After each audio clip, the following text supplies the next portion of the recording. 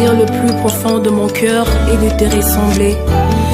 Je veux te plaire, marcher sur tes pas, car tu es mon seul modèle. Alléluia.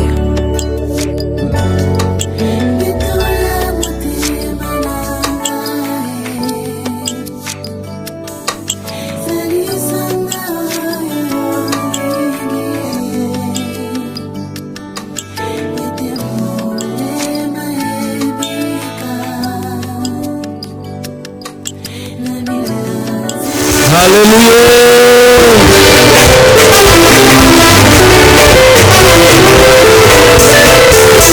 Que le Seigneur nous bénisse.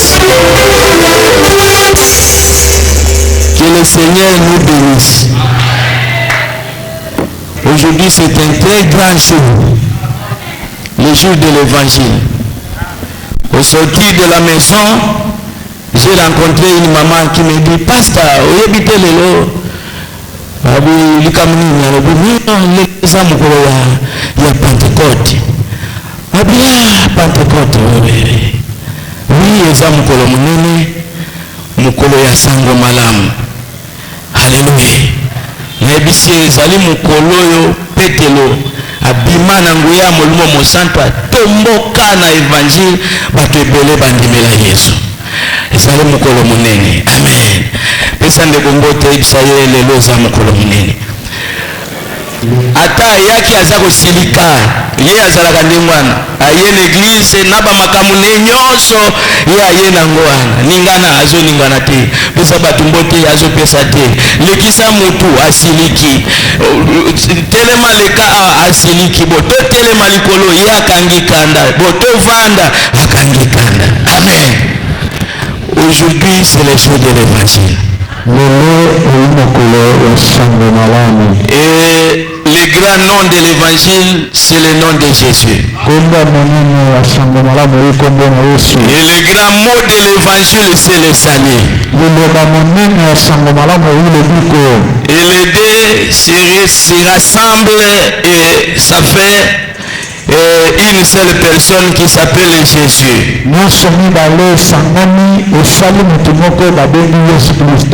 Amen. Voilà, nous allons chanter.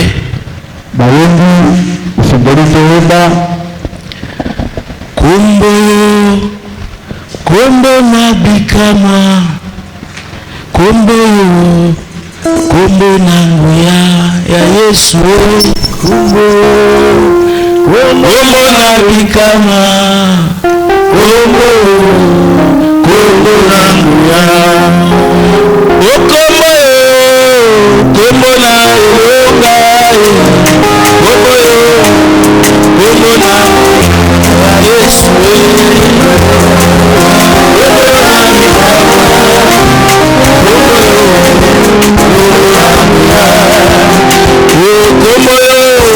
lobiko na babeli akombo kombo na nguya ya Yesu.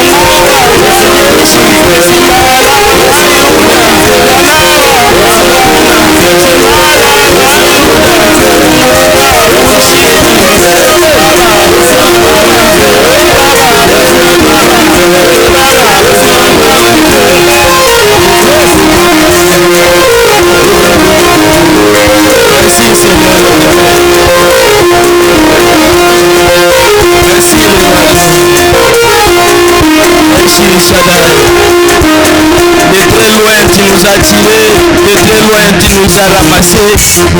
Jusqu'ici, nous vivons ton secours. Jusqu'ici, nous vivons ta grâce.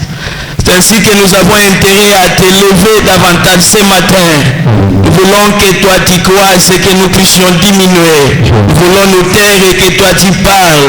Que ton Saint-Esprit domine au milieu de l'assemblée. Que ton Saint-Esprit communique la vie au dépend de cette parole. Sois béni éternel. Sois loué Jésus. Toi qui es au-dessus de toutes choses. Au nom de Jésus. Ainsi nous avons prié. Amen. Nous lisons la parole de Dieu dans le livre des Proverbes chapitre 30. Versets 18 à 19, nous lisons au nom de Jésus.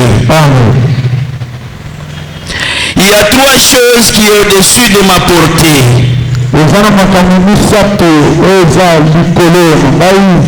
Même quatre que je ne puis comprendre. La trace de l'aigle dans les cieux.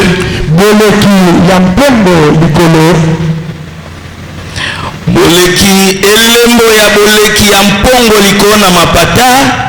La trace du serpent sur les rochers. La trace du navire au milieu de la mer. La trace de l'homme, c'est la jeune femme. Parole de l'Éternel. Alléluia. On peut se mettre. Je disais qu'aujourd'hui c'est un grand jour. Le jour de l'évangile. Le grand nom de l'évangile, c'est le nom de Jésus. Et le grand mot dans l'évangile, c'est le nom de Jésus, c'est le salut.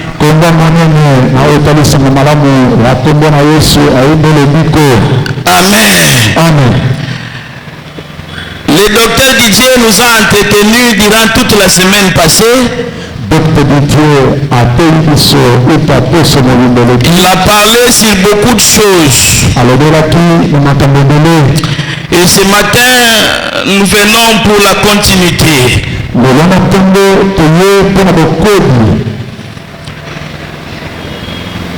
Nous allons lire encore le livre d'Ésaïe chapitre 53 verset 9 à 10.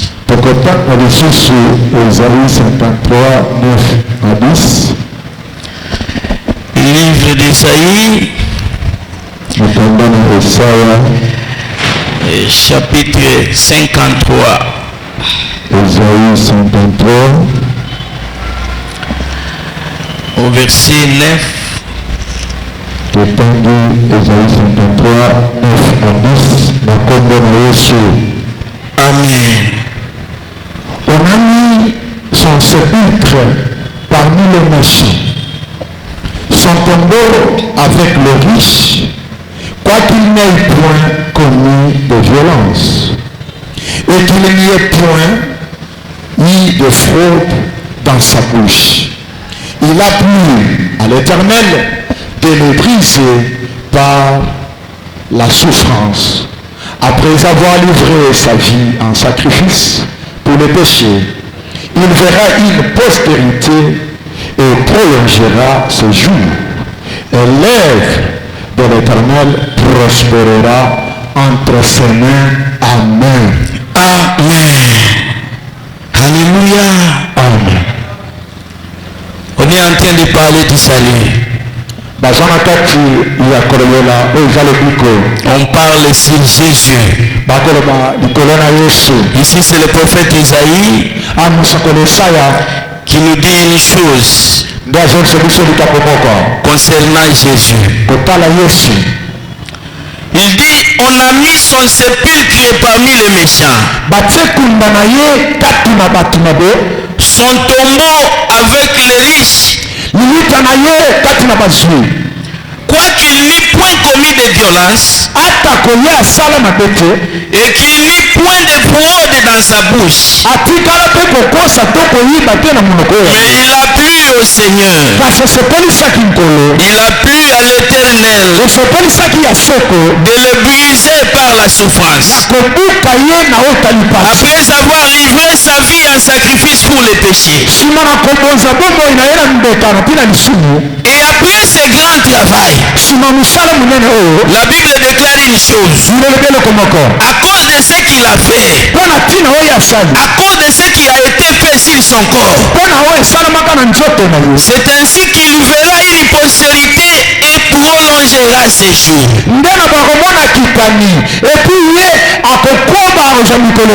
Et entre ses mains, l'œuvre de l'Éternel va prospérer. Alléluia. Amen. Et 11e verset, la Bible ajoute, dit, à cause du travail de son âme, il rassasiera ses regards. Autrement dit, à cause du travail de son sang, parce que l'âme de l'homme se trouve dans le sang.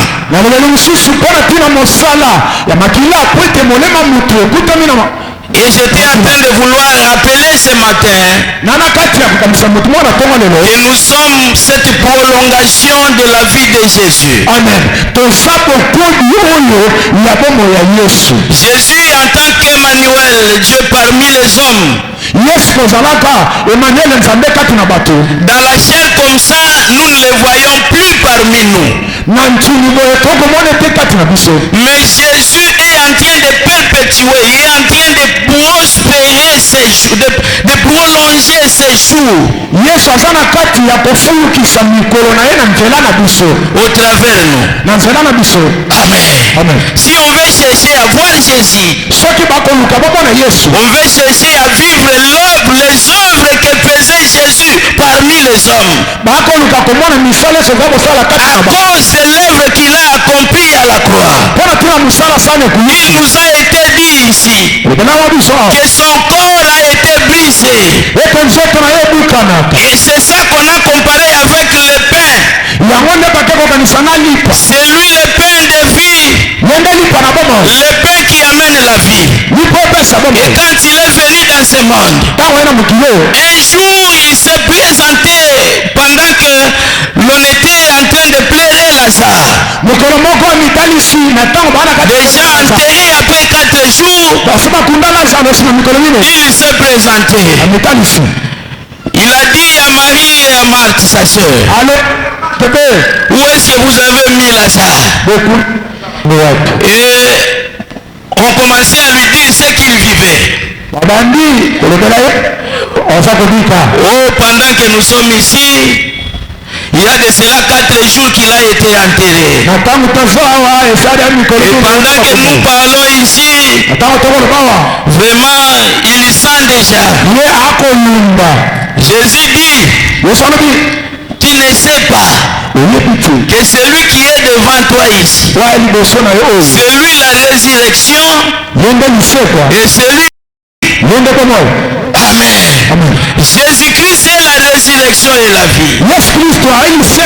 C'est comme ça que ce matin, je disais que c'est un grand jour parce que c'est le jour de la bonne nouvelle. Le Jésus dont nous parlons ici ne s'agit pas de fables dont nous racontons. C'est un Jésus vrai et véritable qui vit et qui agit. Quiconque aura foi à ce que nous vous communiquons, il vivra la gloire de Dieu. Pas demain, mais aujourd'hui même. Et pendant que je parle là, le miracle qui accompagne l'évangile est en train de s'opérer parmi nous. Lorsque l'évangile était en train de s'annoncer, les malades étaient guéris. Ceux qui étaient chargés étaient déchargés de leurs soucis. Ceux qui avaient des fardeaux qui étaient déjà fatigués et abattus, l'évangile les déchargeait. Et c'est ça mon vouloir ce matin. Que l'évangile te sépare de la maladie. Pendant que je parle que l'évangile te sépare de la maladie. Pendant que je parle que l'évangile te sépare des esprits méchants. Pendant que je parle là que l'évangile par le Saint-Esprit te donne la paix et te communique la joie. Je sais que tu es venu chargé et fatigué. Mais il y a quelqu'un que nous annonçons ici. Il s'appelle Jésus. C'est lui le salut de l'humanité. C'est lui la résurrection et la vie. Il est en train de te décharger. Et tout ce qui t'a accablé. Bien-aimé, sois calme. Nous ne sommes pas comme tout le monde. Je disais que j'étais en train de continuer ce que disait le docteur Didier pendant une semaine passée. Il a dit que le Seigneur Jésus, par sa mort et sa résurrection, il a fait de nous des rois et des sacrificateurs. C'est ce qu'Apocalypse déclare. Qu'il a fait des hommes, les hommes de tribus, des nations, de toute race. Un royaume et des sacrificateurs pour Dieu. La Bible ajoute qu'ils régneront. Nous sommes appelés à régner. Et nous sommes des sacrificateurs ce matin. Les sacrificateurs n'est pas seulement les évêques, n'est pas seulement les papes, n'est pas seulement l'archbishop. Mais tous ceux qui croient en Jésus, qui ont foi à l'œuvre de la croix. Par cette œuvre-là, Jésus fait des sacrificateurs.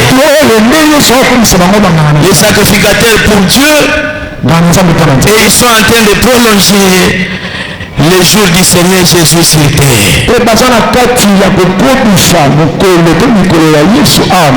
Amen. Mais en tant que sacrificateur, nous sommes appelés à poser des actes pour imposer la volonté de Dieu sur terre. Et il y a des instruments qui nous est donné pour établir et régner la domination, notre domination en tant que roi et sacrificateur sur terre.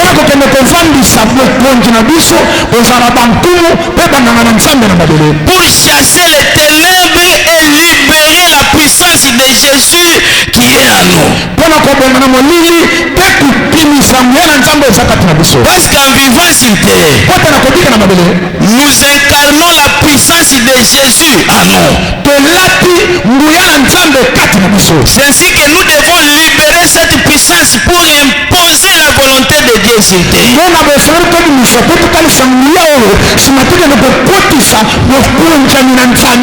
Dieu veut que nous soyons en paix. Et pour y parvenir, nous en tant que sacrificateurs de Dieu très haut, nous avons des instruments que Dieu nous a donnés pour imposer le règne de Dieu, la domination, et libérer la puissance de Dieu. Amen. Nous ne sommes pas des gens qui doivent pléniser à tout moment. Vous habitez dans une parcelle et la parcelle est habitée aussi par un grand nombre de sorciers comme d'habitude à Kinshasa. Et chaque jour vous êtes en train de pleurer. Nyawelela obandiko okolobaloba. Okokonganga te. Oyebesika na uti te.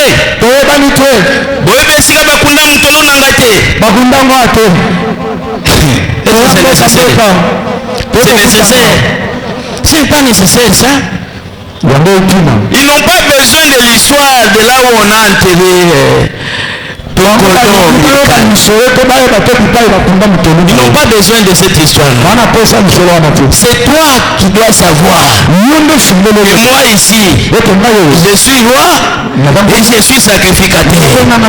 Et partout, fouleront les plantes de mes pieds. L'Éternel a dit, il me donne en possession. Et pendant que j'habite la parcelle ici, je possède cette parcelle. Aucun petit sorcier, aucun petit féticheur n'a le pouvoir sur moi. Et c'est moi qui dois dominer.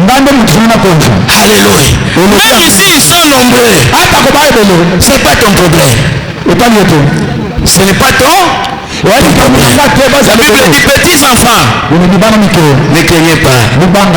Celui qui est en vous est plus puissant que celui qui est en vous. Celui-là, c'est Jésus-Christ. Alléluia.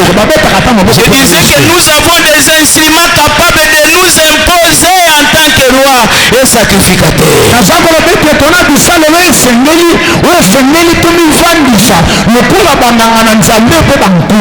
Le premier instrument ce matin, retiens le nom de Jésus.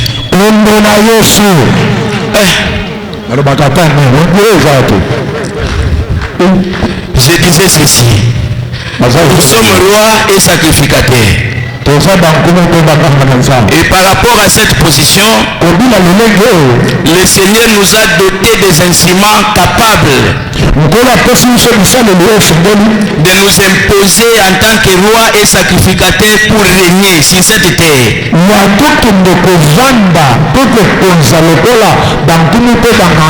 C'est pour cela que je vous interdis de pleurer. Amen. Je vous interdis de pleurer comme Jean-Baptiste. Alléluia. Qui cherchait qui pouvait ouvrir le livre et rompre les 7 sceaux. Mais la voix lui a dit, ne plaît pas, il y a quelqu'un, le lion de la tribu de Juda, il a vaincu. Comme ça que ce matin je me présente devant toi, je te dis qu'il y a quelqu'un, le lion de la tribu de Juda, il a vaincu. Le premier instrument que nous avons reçu, je disais, c'est le nom de Jésus. Le nom de Jésus est un instrument très puissant et efficace. C'est le nom que le ciel a souverainement élevé. C'est le nom que le ciel nous a donné. Par ce nom, nous chassons les esprits méchants. Par ce nom, nous imposons les mains aux malades, ils sont guéris. Par ce nom, nous appelons des choses qui n'existent pas à venir exister. Par ce nom, nous avons la victoire sur nos adversaires. Bien aimé, le nom de Jésus n'est pas n'importe quel nom. Même ici, ce nom est cité par la bouche d'un bébé. Ça fait trembler le monde des ténèbres. Et partout où ce nom est cité, même parmi les magiciens, il y a des effets terribles qui se produisent. C'est ainsi qu'il ne faut pas jouer avec ce nom. Le nom de Jésus, c'est un grand nom. Tout celui qui marche avec ce nom devient aussi grand. Celui qui marche avec ce nom, il devient aussi puissant. Amen. Il est question de maîtriser ce qu'on fait et comprendre ce que nous devons faire. Alléluia. Parce qu'il y a des gens qui prennent seulement ce nom comme n'importe quel nom et parlent au nom de Jésus.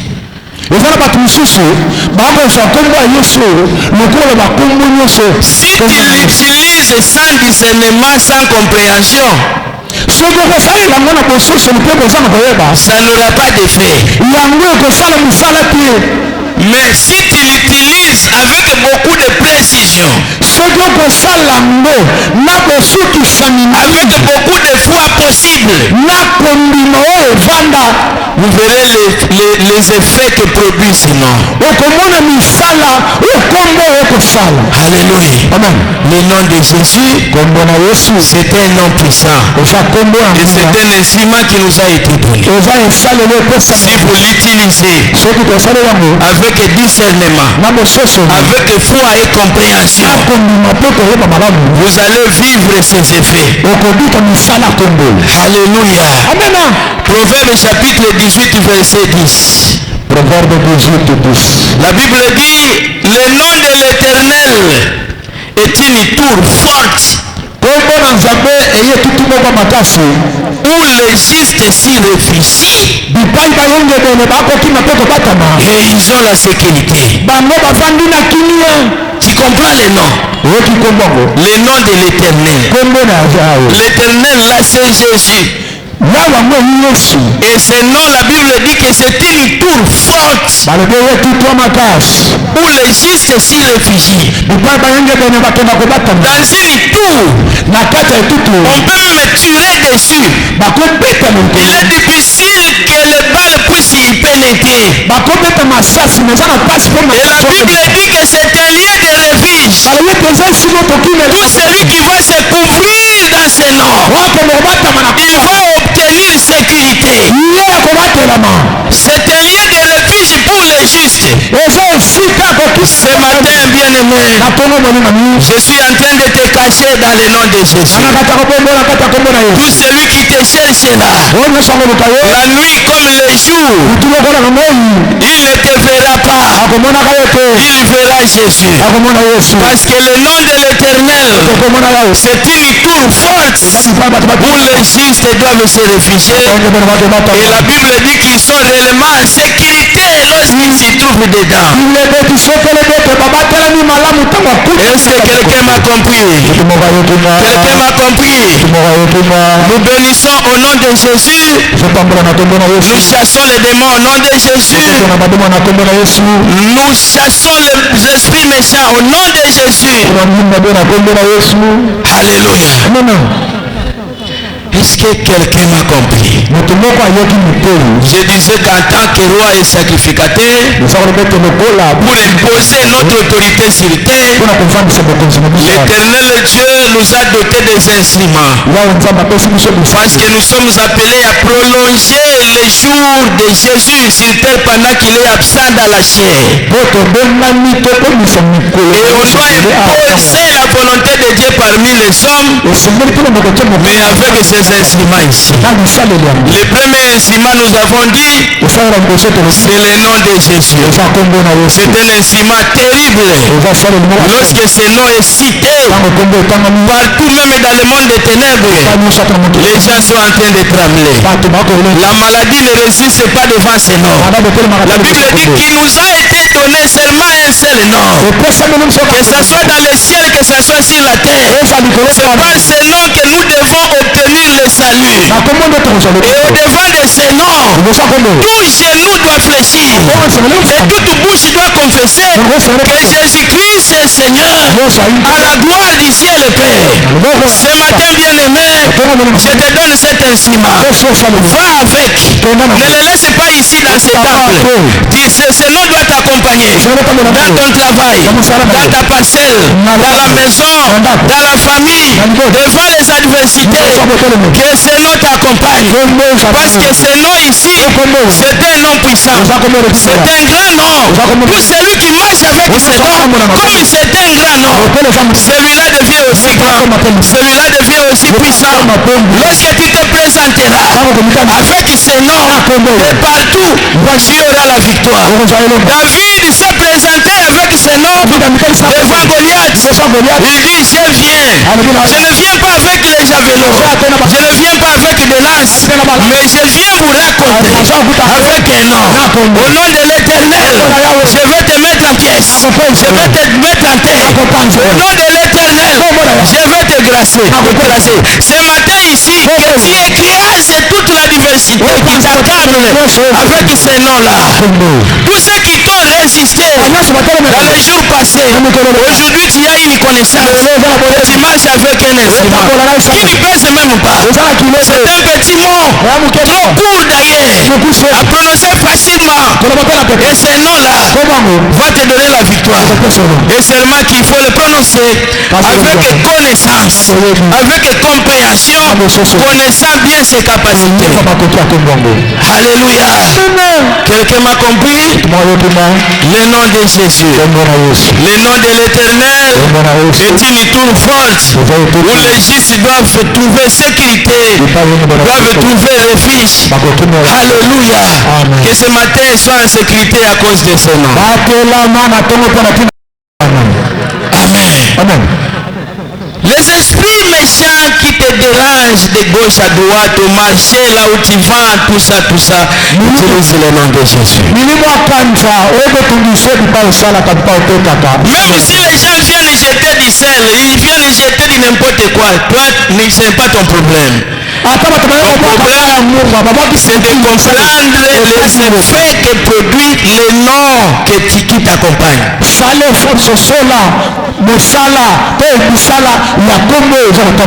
David était trop petit. Il était court. Et il a terrassé Goliath. Seulement avec le nom. Alléluia. Le deuxième instrument,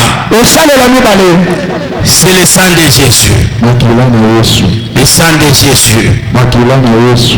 Le sang de Jésus met le diable à genoux.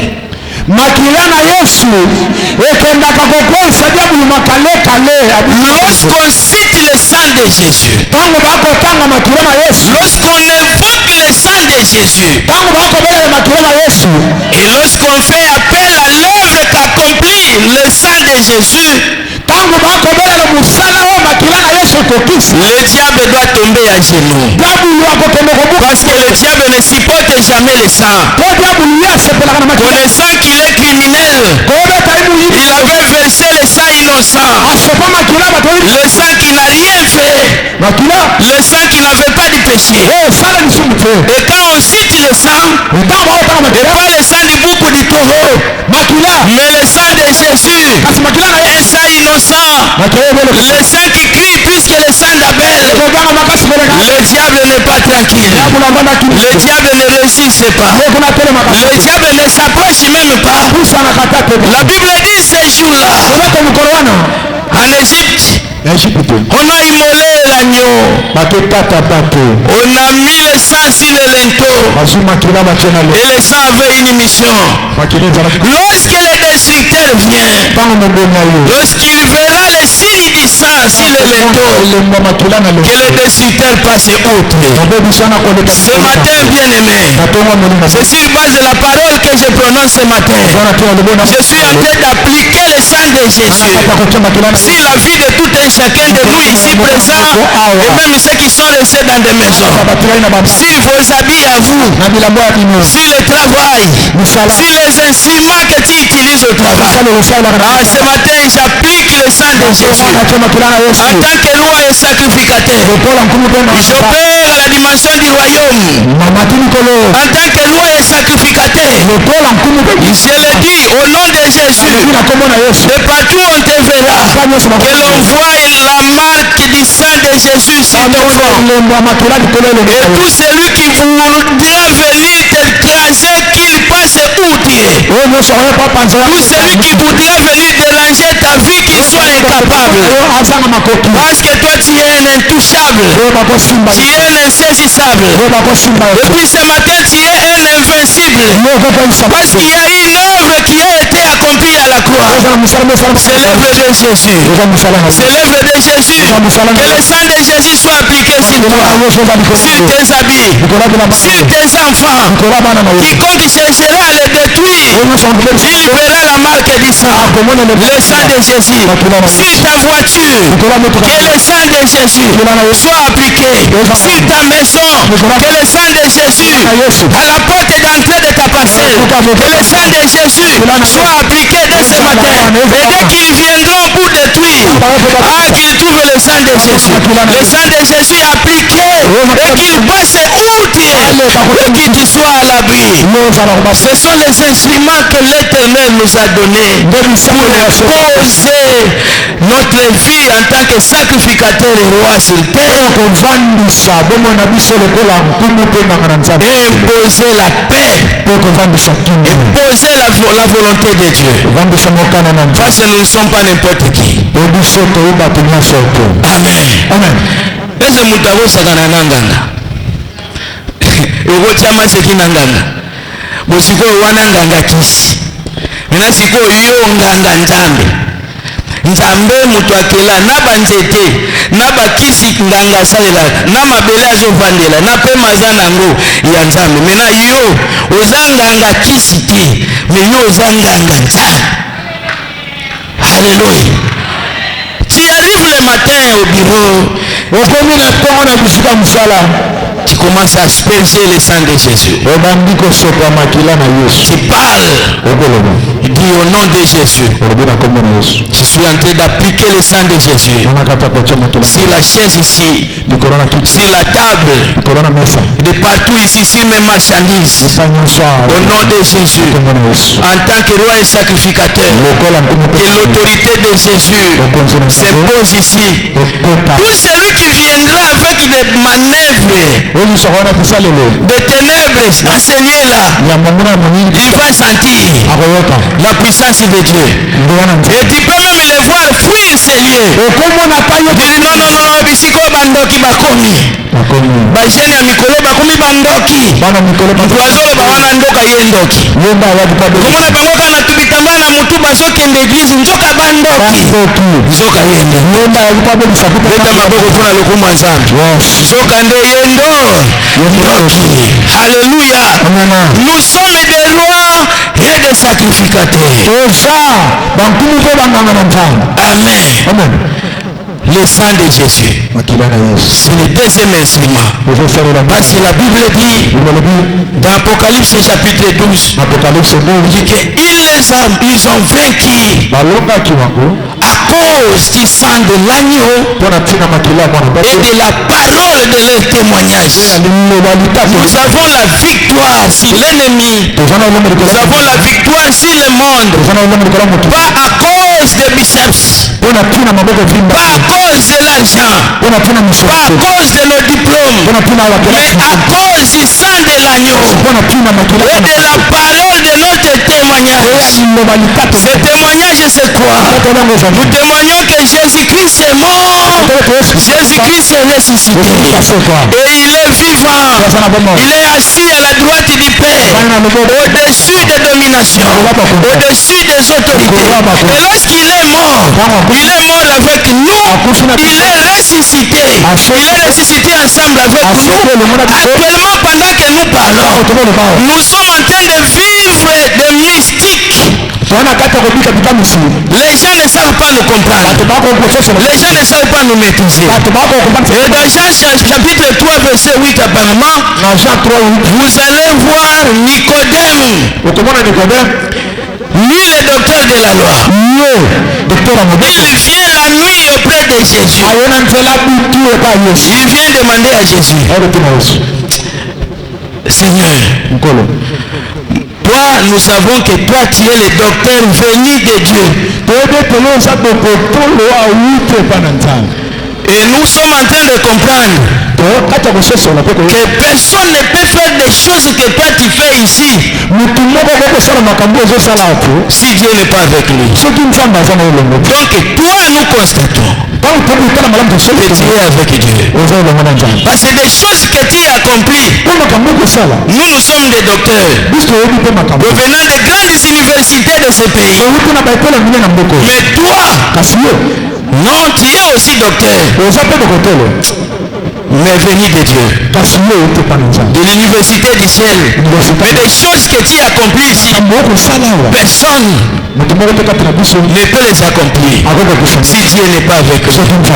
Nicodème lui dit, certainement tu dis vrai. Il dit, mais maintenant donne-moi le secret, c'est quoi? Tu veux aussi, il lui dit que ce sont les choses du royaume. Et il n'y a que les fils du royaume qui peuvent les produire. Et Si tu veux aussi produire ces effets ici, tu dois faire partie de ce royaume. Mais voilà le chemin pour y parvenir.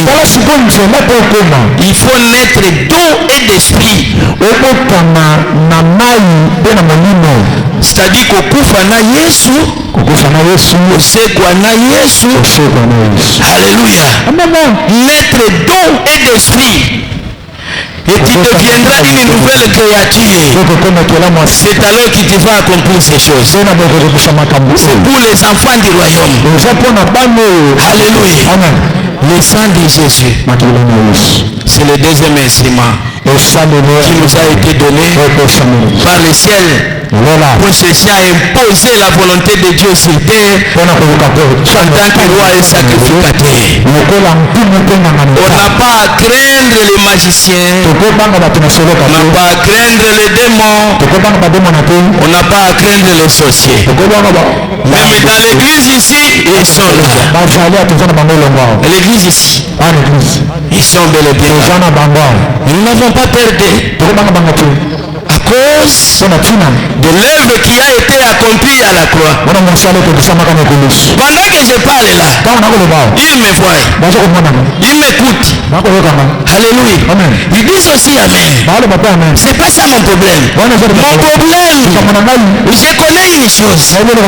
Comme Job, il dit je connais une chose.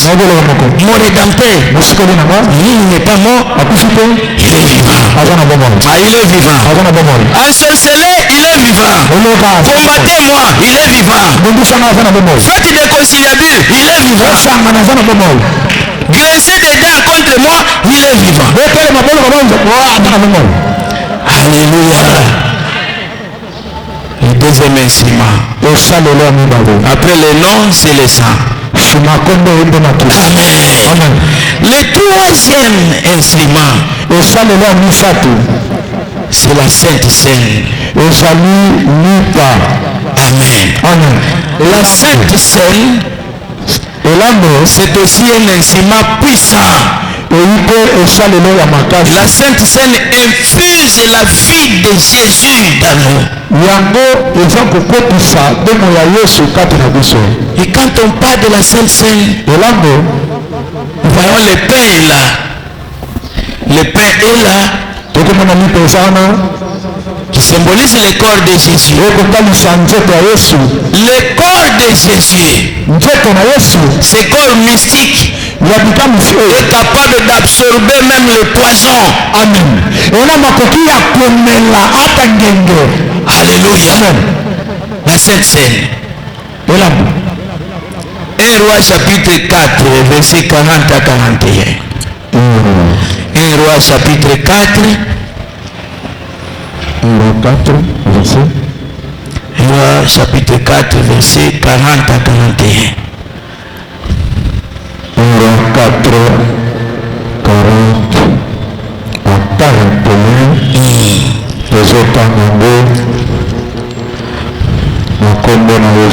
Amen.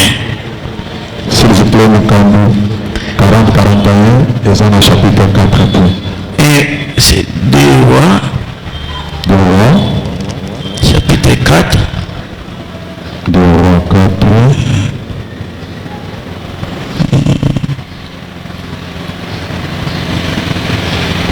Oui, 2 Rois 4, 40 à 41. Nous lisons au nom de Jésus. Élisée dit, oui. 40, 41, je m'excuse. On servit à manger à ces hommes, mais dès qu'ils virent manger du potage, ils s'écrièrent, la mort est dans le pot. La mort est dans le pot. Voilà. Et j'en ai quatre à homme de Dieu. Yes. Et ils ne purent manger. 41. Élisée dit, prenez de la farine, et il en jeta dans le pot. Voilà. Et dit, faire ces gens et qu'ils mangent, et il n'y avait plus rien de mauvais dans le pot. Amen. Alléluia. Prenez la farine. Bonjour farine. Parce que le pain est fabriqué avec la farine. Le pain, c'est le corps de Jésus qui est capable d'absorber la mort, d'absorber les poisons. C'est ainsi que Jésus dit, c'est lui qui mangera mon corps, il vivra. Il y avait la mort dans les pots, la mort dans la nourriture. Les fils des prophètes ont crié, oh, la mort est dans les pots. Le prophète Élisée dit, apportez-moi la farine et non de l'eau et non du sel. Il dit la farine. Le corps de Jésus, c'est un corps mystique. Il est capable d'absorber les poisons. Mais il est question de manger avec discernement, avec compréhension. Parce que la Bible dit, mon peuple périt faute de connaissance. Mais je sais que ce matin, tu ne vas plus périr parce que la connaissance est là, en face de toi. Et qui va t'aider à imposer la vie du Christ, à imposer la volonté de Dieu sur terre en tant que roi et sacrificateur. Alléluia. Et le quatrième instrument, c'est le témoignage. Le témoignage. On doit être là. Malgré les difficultés, malgré les problèmes, nous serons en train de témoigner que Jésus-Christ est vivant, Jésus-Christ est mort, Jésus-Christ est ressuscité, Jésus nous a délivrés, Jésus nous a sauvés. À cause de ces meurtrissures, nous avons été guéris. À cause de ces meurtrissures, nous sommes séparés de la maladie. À cause de son nom, nous avons été sauvés. À cause de son sang, nous avons été délivrés. À cause de son sang, nous sommes protégés. À cause de son sang. Alléluia. Nous les avons vaincus à cause du sang de l'agneau et à cause de la parole de notre connaissance, de notre témoignage. Alléluia. Amen. Alléluia. Amen. Maintenant, nous retournons dans notre verset de base, c'est là où on va terminer. Il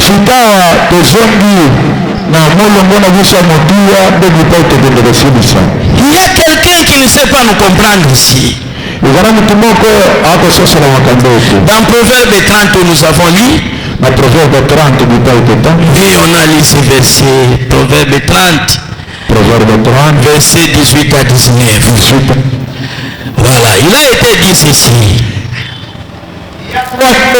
Il y a trois choses qui sont au-dessus de ma portée. Il y a trois choses qui sont au-dessus de ma connaissance que je ne maîtrise pas. Alléluia. Même quatre que je ne maîtrise. Ça peut aller même à quatre ces choses-là. Je ne puis les comprendre. C'est quoi ces choses? La première des choses, la trace de l'aigle dans les cieux. La trace du serpent sur les rochers. La trace du navire au milieu de la mer. Et la trace de l'homme sur la jeune femme. Amen. Amen. Ici, c'est Salomon. Parce qu'aujourd'hui, nous allons parler des quatre traces. C'est ça le thème de ce matin. Les quatre traces. En tant que sacrificateur, en tant que roi sur terre, les gens ne peuvent pas nous comprendre. Pour Nicodème, il veut chercher à comprendre. Il dit non. Jésus, explique-moi ces choses. Je ne comprends pas ce phénomène ici. Jésus dit oui. Nous sommes comme le vent. Tu vois le vent ici. Ah, tu vois les choses bougent. Mais tu ne connais pas d'où ça vient, d'où ça part. Alléluia. Amen. Mais le vent existe. Parce que Le vent est en train de se sentir, mais invisible. Et nous voyons seulement les mouvements. D'où provient cette force? Oui, c'est une force mystique. Ça existe. Et le roi Salomon, rempli de la sagesse, il a demandé à Dieu.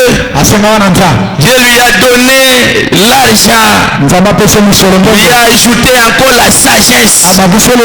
C'est ce qu'il est en train d'écrire ici. Il dit, il y a trois choses qui peuvent aller même jusqu'à 4 qui dépassent mon entendement. Je ne sais pas comprendre. La première des choses, il dit la trace de l'aigle dans les cieux. Est-ce qu'aujourd'hui, ce matin, s'il n'y a pas même un aigle mais un petit oiseau, essaie de passer par ici, et si vous allez voir ces traces, c'est ce que l'écrivain ici du proverbe ne comprend pas. Comment s'explique la trace de l'aigle dans les airs? Amen. Oui, on ne peut pas expliquer. Cet aigle dont il ne comprenait pas, c'est l'homme de Jésus.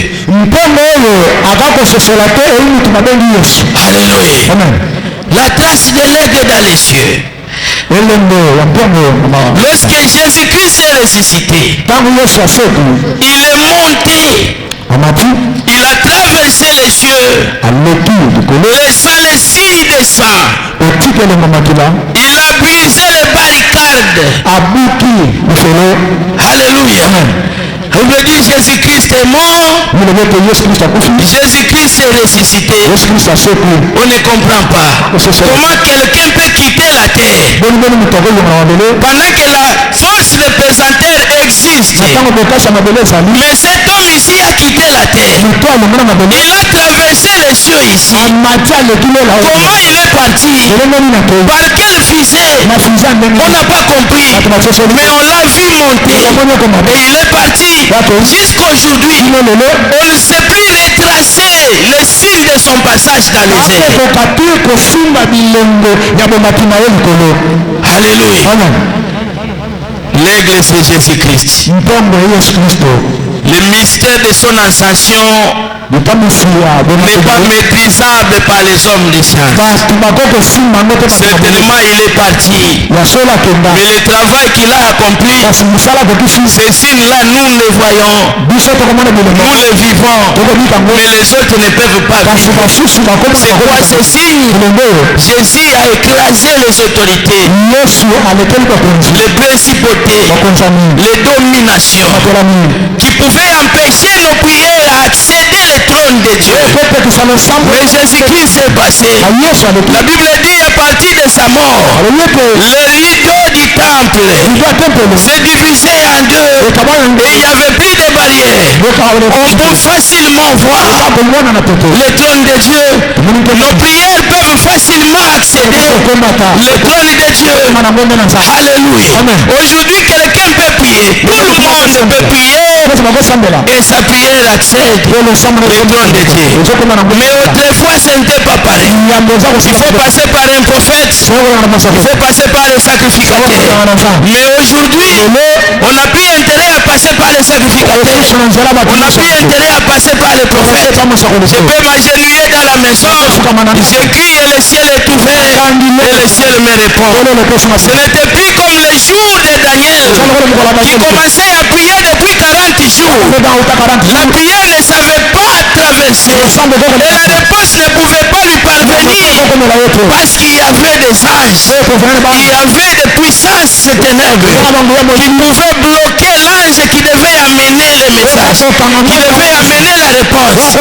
Aujourd'hui dans le ciel, nous vivons cette trace parce qu'il est réellement parti. Et aujourd'hui, nos prières peuvent parvenir le trône et le trône a la facilité de nous répondre.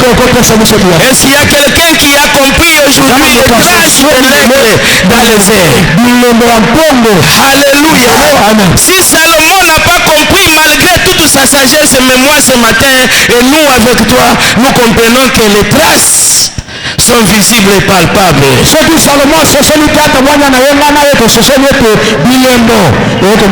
Et s'il y a quelqu'un qui avait déjà prié ici et a vu la réponse de Dieu,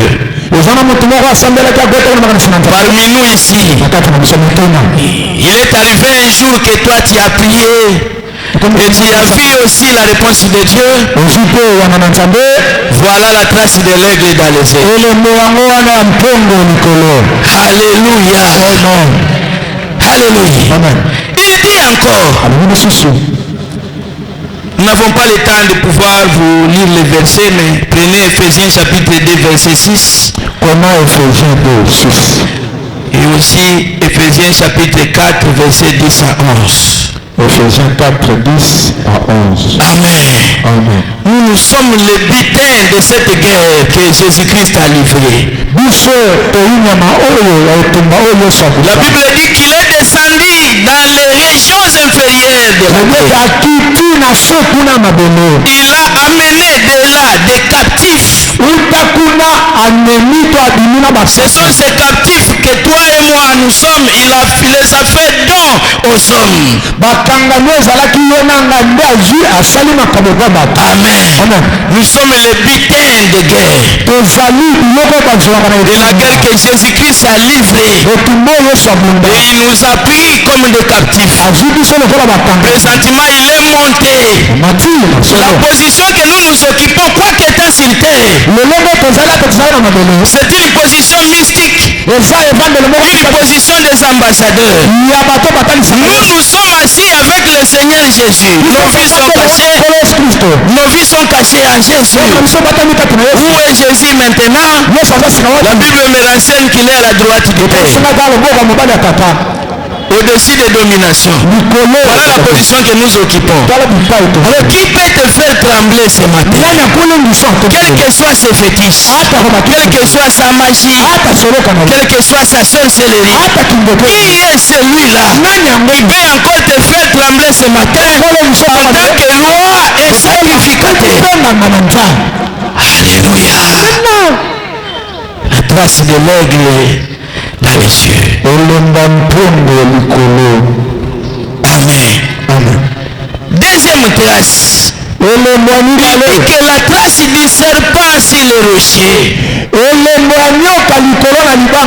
Il ne comprenait pas. Comment un serpent peut traverser un rocher ici? Mais on vient après son passage, on cherche à regarder, on ne voit pas sa trace. Certainement, on ne peut pas voir. Alléluia.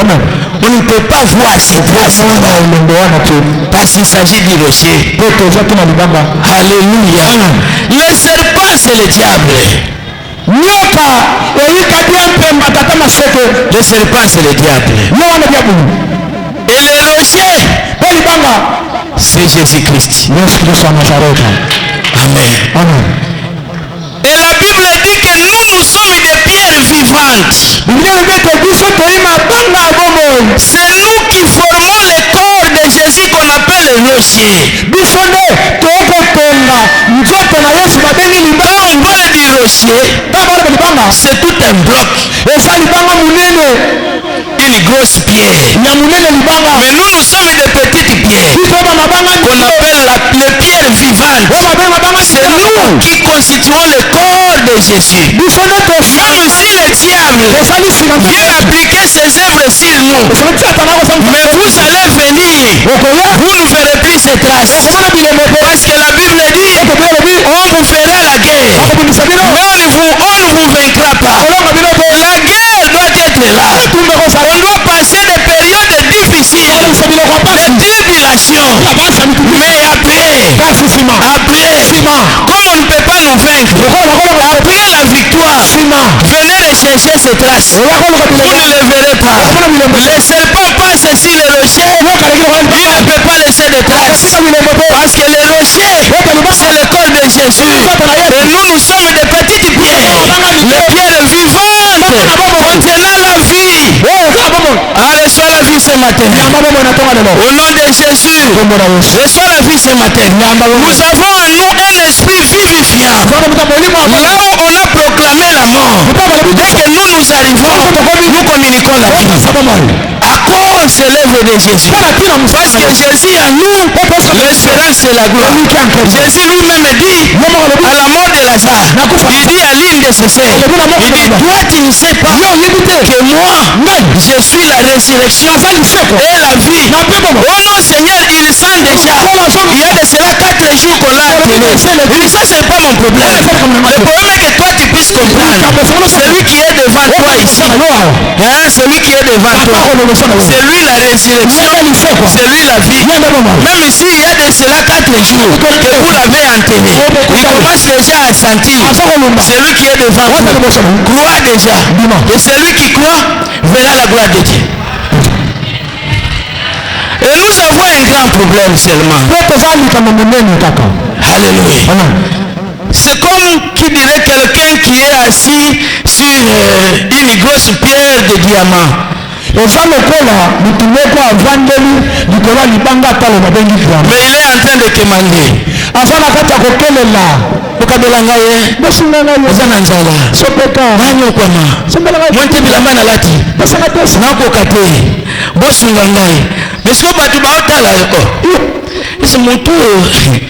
Azana liboma to azana normal. Anormal, mais c'est un problème de la compréhension. Amen. Mutu ya 38 ans na elisi ba beteksa wana asobelaka belaka. Oh Yesu ayeno olingini. Oh vraiment na mutu te. Ayebi te. Que Yesu oyo azali boso na ye aleki bato nyonso oyo azalaki kozela. Amen. Bato oyo azozela wana batombola ye bazala makasi balie fufu nanu. Bato oyo azozela wana ifo babwaka ye ntango akokoya kuna ifo ayoka nzoto pasi. Me mutu oyo aza wana ye azala na maloba asimbo te akosimbo te aloba kaka. Prends ton lit et fais quoi? Marche. Alléluia. On a mutu te abando beta histoire. Nana mutu te depuis nazala batu nyonso bana bandeko na bango bazoya me bazobika mengai. Nana mutu te. Celui qui est devant toi, il est plus que tous ces gens que toi tu entends. Alléluia. La trace du serpent sur le rocher. Non, personne ne peut maîtriser. On a trouvé la personne qui était mendiant devant le temple là-bas. Dans le temple, en train de danser et en train de glorifier Dieu. Et puis il se pose des questions. C'est pas le monsieur qu'on a toujours vu là à l'entrée de la tente. C'est lui ou ce n'est pas lui? Mais non, on ne peut pas comprendre la trace du serpent sur les rochers. Alléluia. Les frères, c'est qui nous ont mis. Oui, tu ne peux pas comprendre. C'est la trace du serpent. Si les rochers, on ne peut pas rester. Jésus-Christ peut te transformer. Il va te donner une forme que les hommes ne peuvent pas comprendre.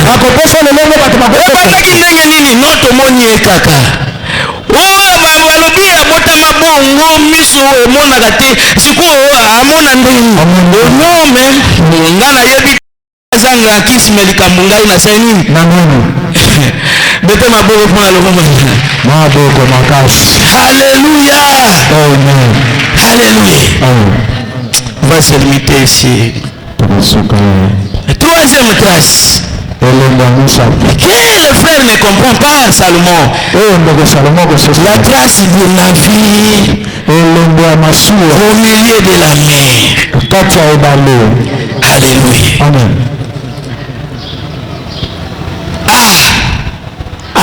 La grâce de la vie au milieu de la mer. La navire ici est l'œuvre de qui? Masua et Salaman. Alléluia. Masua. Nani asala Masua? Bon, nani asala mai? Est-ce que eloko esalmi na maboko ya mutu ekoki kobebisa eloko oyo maboko ya Nzambe esali? Alléluia. C'est ce que Salomon ne comprend pas. Mais Salomon a Les bateaux peuvent venir ici avec le bombissement du moteur. Il y a même des pirogues à côté là qui sont en mouvement. Et c'est l'eau qui est agitée. Mais venez après son passage. Retracez-moi le chemin par lequel le bateau est passé.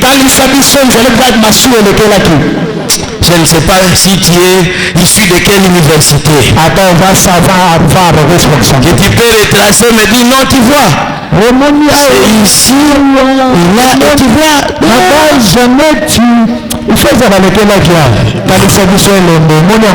Après le passage du bateau, on ne peut pas. C'est comme pour dire. Écoute ce qu'on nous dit dans les Actes des Apôtres ici. Chapitre 5. Actes des Apôtres 5. Oui. Verset 33. On descend jusqu'à 39 là. Actes chapitre 5. Oui. 5, oui. Verset. On commence au 33e verset. Actes des Apôtres 5, 33. Furieux de ces paroles. Il voulait le faire mourir. Mais un pharisien nommé Gamaliel, docteur de la loi, estimé de tout le peuple, s'éleva dans les Sanhédrins et ordonna de faire sortir un instant les apôtres. Puis il leur dit: Hommes israélites, prenez garde à ce que vous allez faire à l'égard de ces gens. Car il n'y a pas longtemps que parut Théodas,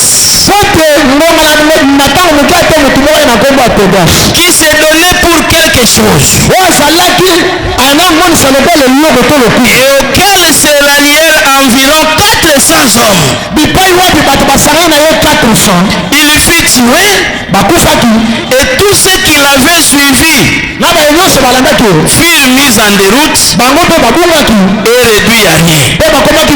Après lui parut Judas, le Galiléen. À l'époque du recensement, il attira du monde à son parti. Il périt aussi.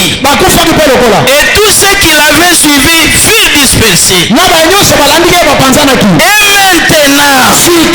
je vous le dis, ne vous occupez plus de ces hommes et laissez-les aller. Si cette entreprise ou cette œuvre vient des hommes,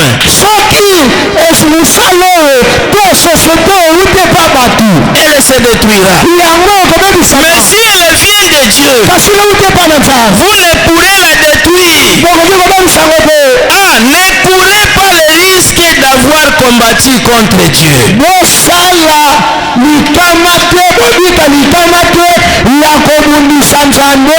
Alléluia. C'était les apôtres. Ah, merci. C'était les apôtres. On était en train de les tourmenter. On ne voulait pas ce que l'évangile soit annoncé. C'est ainsi qu'on les avait mis en prison. Parce qu'on les a trouvés en train de continuer à prêcher l'évangile de Jésus. Et on les a posé la question. Vous ici, n'est-ce pas, on vous a interdit de continuer à prêcher ce nom? Pierre répondit: est-ce qu'il faut vous respecter vous ou respecter Dieu? Alléluia. Est-ce qu'il faut vous respecter vous et ou respecter Dieu? C'est ainsi que pour le respect de Dieu, parce que c'est seulement Dieu qu'on peut obéir, nous continuons à prêcher. Alors comme vous obéissez à Dieu, allez entrer en prison. On va voir c'est Dieu qui va vous délivrer de là. Ils étaient en prison. Quelqu'un est sorti parmi eux. Il dit: oh, Son fait sortir d'abord ces gens. Mes frères, il commence à les conseiller. Mes frères, il raconte maintenant une histoire. Il y avait quelqu'un ici qui a pari sur cette fille. Il s'est traîné des hommes de fond le tête derrière lui. Il se faisait passer pour quelque chose. Mais aujourd'hui, lui-même est passé. Il est mort. Et tout ce qui était derrière lui. Montrez-moi l'histoire ou les chemins par lesquels ils sont passés. On a pris leur histoire. La deuxième personne, c'est elle. Elle est venue encore. Il a fait des choses ici. Il a fait des bruits ici. Et jusqu'aujourd'hui là, cet homme est passé avec tous ceux qui le suivaient derrière. Maintenant, ces gens ici que vous arrêtez, qu'est-ce qu'ils ont fait? Moi je vous donne conseil. Il ne faut pas même vous tracasser pour arrêter des gens ou les faire du bas. De la même manière que les autres là sont venus, ils sont passés. Les autres ici, on est en train de les observer.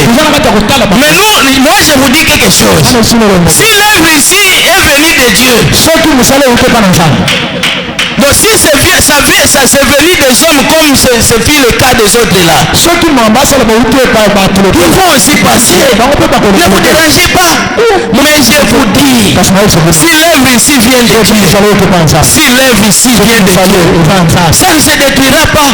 Et je vous donne un conseil. Ne vous donnez pas la vigueur d'aller combattre Dieu inutilement. Parce qu'en combattant ces gens ici, comme il s'agit de l'œuvre de Dieu, et vous combattez Dieu. Ah, celui qui va te combattre, qui combat? Parce que toi tu es l'œuvre de Jésus. L'œuvre venant de la croix de Jésus. La Bible dit que Jésus-Christ est mort et il est ressuscité.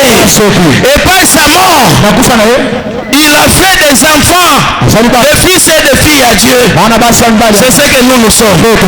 Il s'est fait des frères. Sa mort, venant ici, je vous ai toujours dit, et je ne manquerai plus de le répéter, pour que cela entre et que vous puissiez en conserver. Jésus-Christ est venu sur cette terre des hommes comme le fils unique du Père. Mais lorsqu'il est rentré, il n'est plus rentré comme le fils unique du Père. Il est rentré maintenant comme le fils premier-né. C'est comme ça qu'aujourd'hui, il n'est plus le seul héritier des choses de Dieu. Nous sommes devenus des co-héritiers ensemble avec lui. Jésus-Christ s'est fait de frères. Jésus-Christ s'est fait de sœurs. Et ses sœurs et ses frères, c'est toi et moi. Alléluia. C'est que c'est l'œuvre que Jésus a accomplie. Et personne au monde ne peut se donner le courage de venir détruire l'œuvre que l'Éternel a accomplie. Ah, tu es l'œuvre que l'Éternel a accomplie. Parce que toi tu n'es pas né de la volonté des hommes, mais tu es né de la volonté de Dieu. À tous ceux qui ont crié à son nom, à tous ceux qui l'ont reçu, il leur a donné le pouvoir de devenir enfants de Dieu. Les gens qui sont nés, non de la volonté du sang et de la chair, ni de l'esprit, mais c'est de la volonté de l'esprit. Ah, je suis l'œuvre de l'Éternel. Et aucune œuvre de l'homme ne peut me détruire. De la même manière, comme les bateaux et l'œuvre de la main ne peut pas détruire, ne peut pas laisser des traces sur le fleuve qui est l'œuvre de la main de Dieu. C'est ce que Dieu est. Alléluia. Alléluia. Et enfin, pour terminer, Salomon ne comprenait pas la trace de l'homme si la jeune fille. Amen. Nous sommes des vierges fiancées à Jésus. Et Jésus est notre homme. Et lorsque Jésus traverse et passe par nous, on ne reste plus les mêmes. On doit changer, on doit être transformé. Une vierge qui a croisé un homme pour la première fois, il va changer son état. Alléluia. C'est ce que Salomon n'a pas compris. Quelqu'un qui était voleur hier, et quand il a rencontré Jésus, non, il n'est plus volé. Il devient prédicateur de la bonne nouvelle. Quelqu'un qui était Koulounaïe. Quelqu'un qui faisait peur aux gens. Comme ce fut le cas de Saül, qu'on appelle Paul aujourd'hui, le grand prédicateur de l'évangile de Jésus. Quelqu'un qui faisait la télé. Et parce qu'il a rencontré pour la première fois l'homme. Alléluia. Son état était transformé. Qui peut passer près de la croix et rester le même? Alléluia. C'est comme ça que Nicodème ne pouvait pas comprendre comment vous accomplissez des œuvres pareilles. C'est que vous avez Dieu avec vous. Quelqu'un ne peut avoir Dieu avec lui. Et s'il a subi une transformation, il est devenu quelqu'un d'autre qu'on ne sait plus le reconnaître. Alléluia.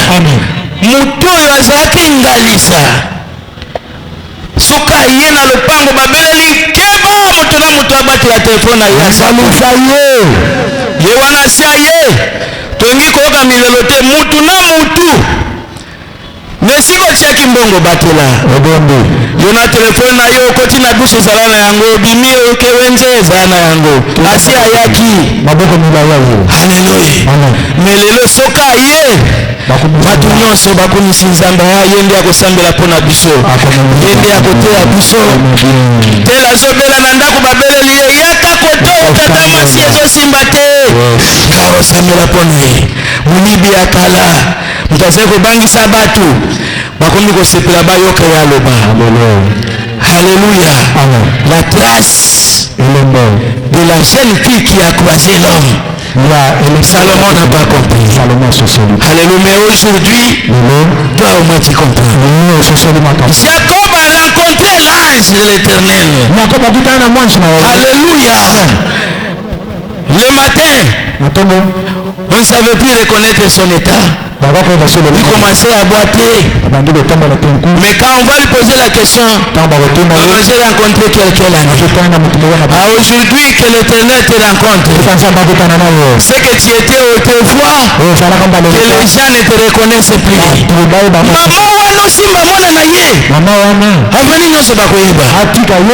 Mais namoni petit wana beti mwana na yeme bayebo yebisi asali pe lokote nzambe azali. Haleluya. Ye ntango toyebaki na kala nzambe apambola bino. Nzambe apambola bino. Celle-ci est la parole de Dieu.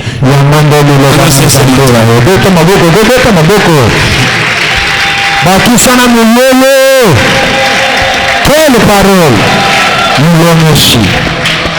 Amen. J'ai fermé ma Bible. Et enfin j'ai dit que le Seigneur vous bénisse. Est-ce qu'il y a un sacrificateur ce matin qui va imposer la volonté de Dieu sur terre? Va t'entourer de méchants parce qu'on dit que soyez comme des loups. Ne soyez pas comme des loups, mais soyez comme des colombes. Alléluia. Mais parmi les loups, quoi que nous habitons parmi les loups, mais il y a quelqu'un qui fait notre force. Amen.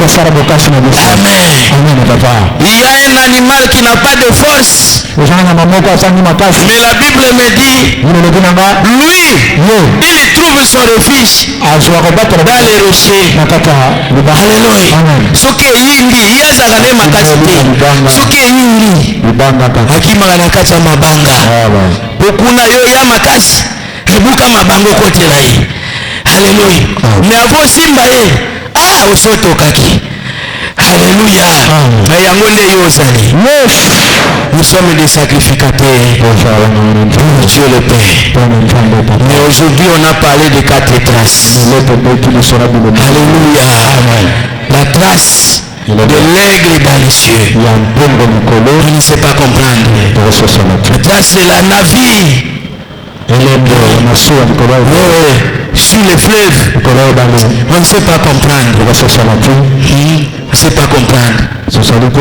Vraiment, comme vous êtes l'œuvre de Dieu, la main humaine ne peut pas vous détruire. Mais il est question d'avoir cette compréhension. Et ce matin, tu l'as. olelaka pampambati oyebi eloko bango balingaka ntango yo ozolela bango basepeli oyokaki oyoki na tongo kunati tokuti ye liso moko liso mosusu azolela aleluya omonaki basalinga boye ngai naluka fami na bino te nasinde kofutela tokosere lizita wana ya makasi bakosere bakoyoka makila na yesu soki tokomprendre ke makila na yesu soki ezalaka nsima ya kobebisa biloko wana ono ye aye koteka awa ayebaki mabele oyo te akotuna te akoyeba bakliya nyonso bakobanda koya epa na biso ye akotela miso nakotela miso te naza nganga nzambe bino boza banganga kisi nga nazali nganga nzambe haleluya soki bango basaleli matiti basali banzete babwaki bamungu nga nasaleli maloba kombo ya yesu makila ya yesu nalia nzoto ya yesu yango nde ekomela na ngenge nyonso batielinga poison emeli na ntongo mosusu balamuki bakutinga haleluya yesu yesu ye mokonzi yesu ye mokonzi yesu ye mokonzi yesu ye konzi alamuki ebewira makasi mpe azoyemba alamuki efulango panda namoni mpe azobina azobina nzambe apambola yo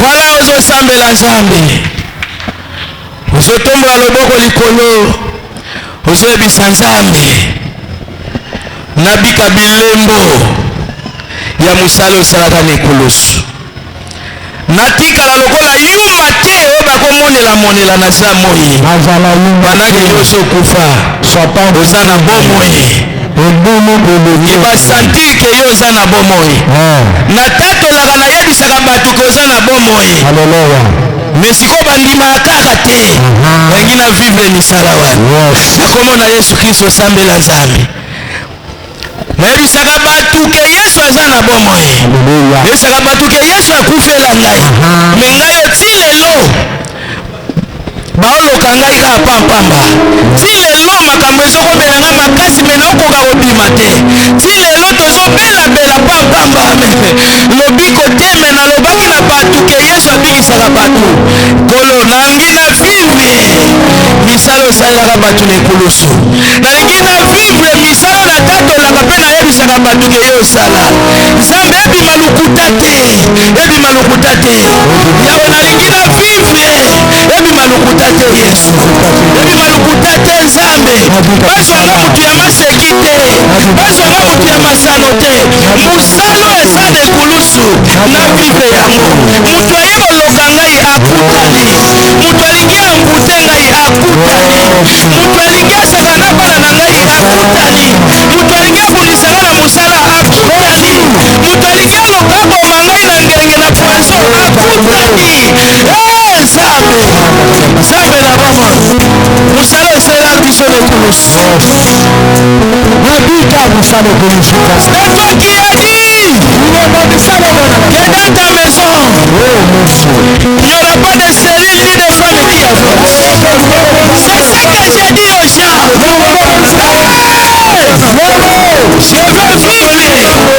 Je veux vivre la réalité et la véracité de cette parole.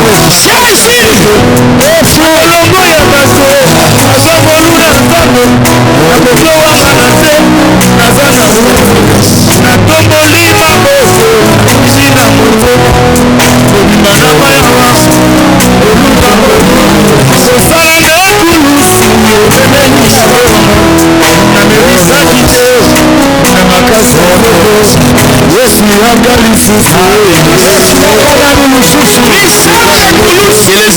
qui accompagnait l'évangile soit votre partage ce matin.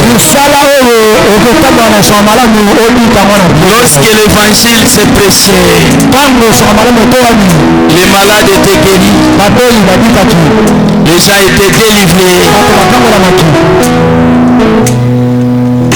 Et aujourd'hui, le miracle qui accompagnait cet évangile puisse vous faire du bien. Au nom de Jésus.